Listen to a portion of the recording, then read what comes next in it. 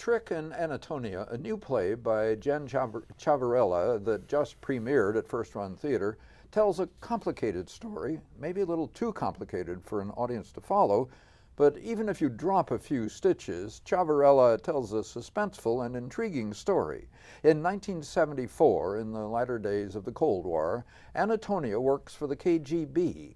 Fluent in English and in the ways of life in America, she's sent to Washington, where, using the name Rachel, she attracts the interest of a young CIA agent named Patrick, nicknamed Trick. They marry, giving her access to the classified information he brings home. Eventually, she's discovered and spirited out of the country by the Soviets, leaving behind a devastated husband and a young daughter who thinks her mother died in a car accident.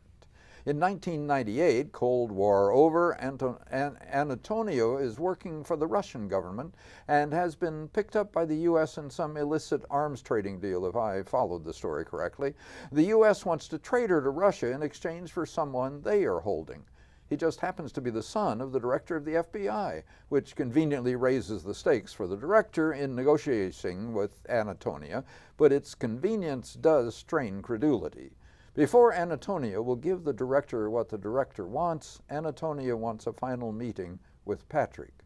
That meeting explores the really complicated issues in the play. How do you find closure, if not reconciliation, with someone you've betrayed for a cause you deeply believe in, yet your feelings for him and for your life together might have been as strong as those for your country and its cause?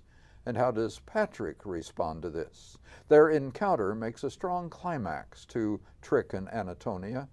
The First Run production benefited from the experienced direction of Landon Shaw, who also designed a set to accommodate the many scenes in Chavarella's script, with a flexible playing area downstage and raised platforms upstage, one for Antonia's cell, one for Patrick's office. Unfortunately, those raised upstage platforms called for vocal projection that we didn't always get from the actors and badly needed in this complicated script.